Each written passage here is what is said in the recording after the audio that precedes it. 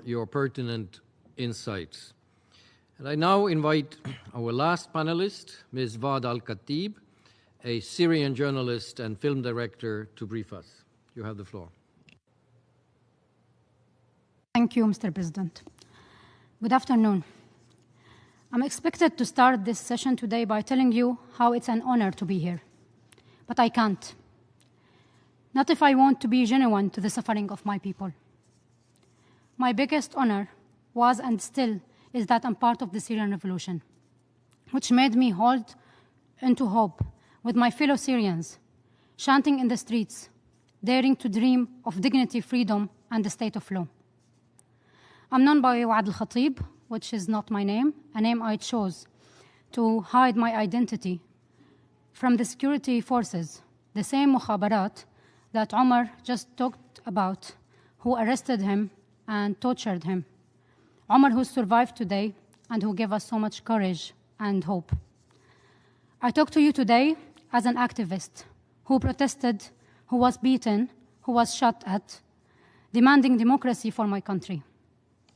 I talk to you as a mother who gave birth to my first child in a makeshift hospital in East Aleppo, where I was living with my husband, Hamza.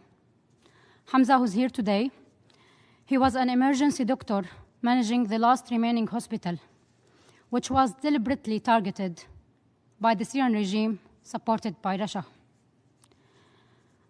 I'm talking to you as a refugee who was forcibly displaced after the besiegement of Aleppo in 2016. And now, I'm hearing so many from your country's officials and media talking about how safe it is for us to be returned to Syria. Syria is not safe as long as Assad is still ruling. And I talk to you as a filmmaker, who I thought that my mission would be just to deliver the injustice I documented to the world. I and many Syrians, we used to have faith that the world won't let us down, that you, the Security Council, would do everything to stop the war crimes and the genocide in Syria.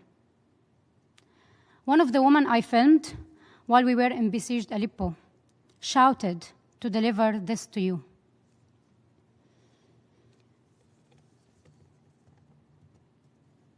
She said, with a baby of 6 months old, film, let the whole world see this. At that moment, I was worried that I would let her down, that I won't be able to survive, and her message will die with me. However, the major disappointment came after I shared her shouting out to the world and to you. You refused to acknowledge, and this council refused to act. I talk to you today as one of millions of Syrian witnesses and survivors of what is defined as war crimes and crimes against humanity by laws that you states have created. But where is the outrage when your laws are broken? Where is the action? This council remains a spectator of the Syrian people. And if you think I'm angry, yes, for sure you are right. You have let us down. Your council held countless meetings through all these events of my life. There are 42 reports only by the UN Mission of Inquiry. And this does not include Amnesty, Physicians for Human Rights, OPCW, and tens of Syrian organizations' reports.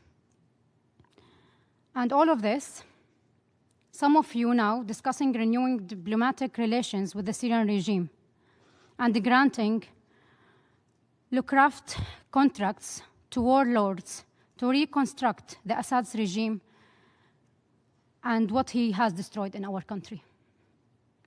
Because this council has failed to hold those responsible to account, we Syrians, along with states and international lawyers, have been exploring alternative ways to do so ourselves.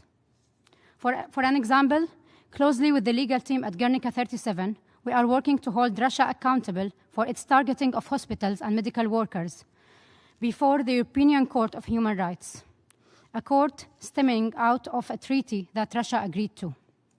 The Russian state, the Russian judicial authorities have done nothing to investigate and prosecute such conduct into the international loss of life.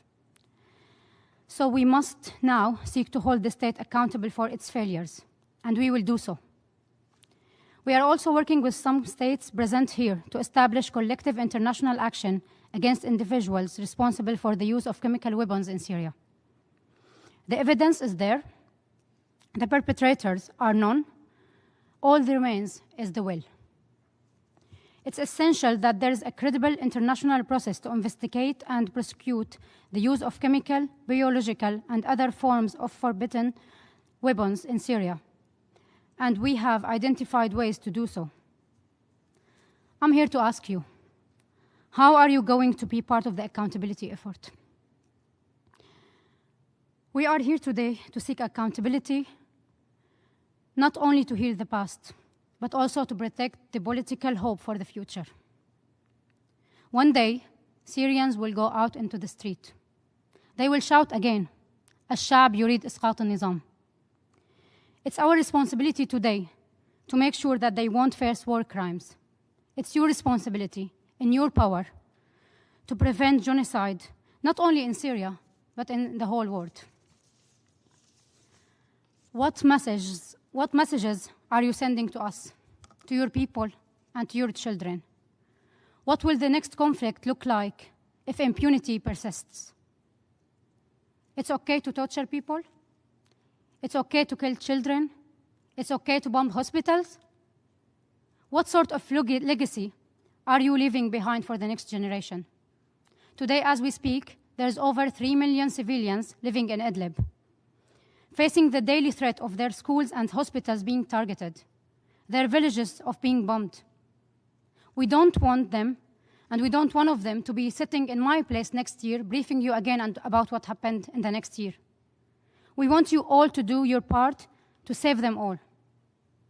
I'm copying what Omar asked for, what Catherine and Professor Lucas Klaus said. You have to save them all.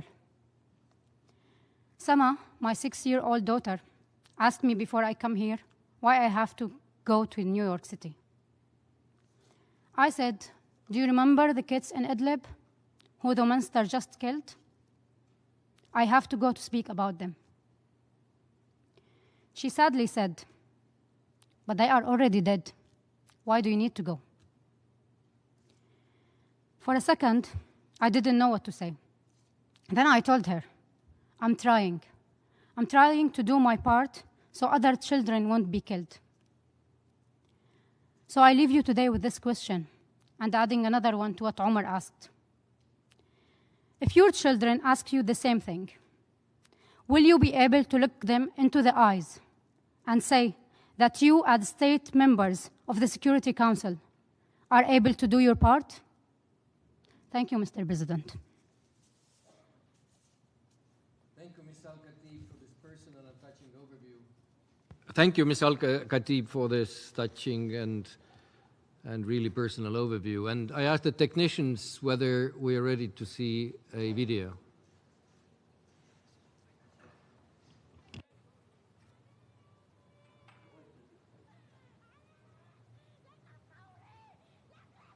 Can we get the sound?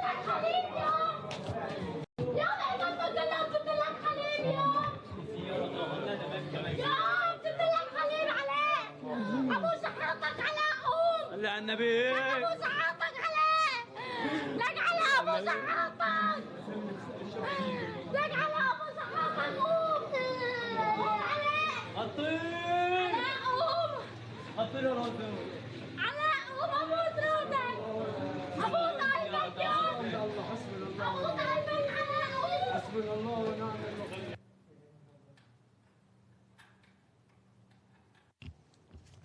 What a moving image. We have now heard our last panelist, and I now invite the co-sponsors to take the floor. And I first give the floor to the United Kingdom.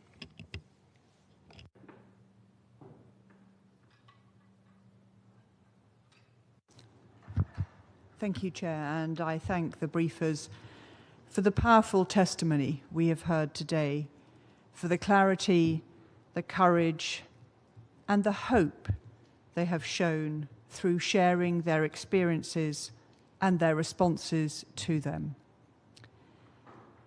As the General Assembly emphasised in Resolution 71-248, when it set up the IIIM, accountability for violations and abuses in Syria, many of which may be war crimes or crimes against humanity, is vital.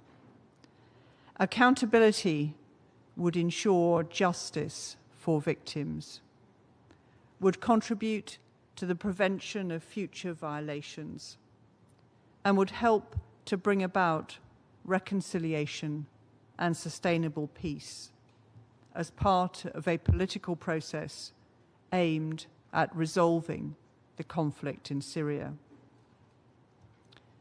The UK commends and appreciates those committed to the painstaking task of documenting and collecting evidence throughout the conflict. This includes the IIIM, the Independent International Commission of Inquiry, the Organisation